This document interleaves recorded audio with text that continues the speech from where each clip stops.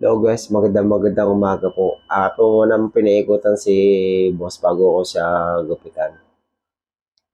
Tapos akin muna siyang nilinyahan yung batok para sa pag-uumpisa ko po ng paggugupit. Alam ko saan ako magsisimula.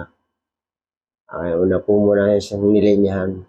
Sumunod nilinyahan ko rin yung kanyang sa may patilya.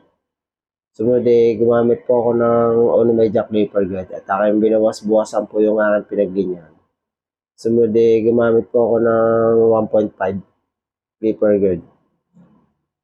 Sumunod sinero ko close ko na yung kanya sa may batok.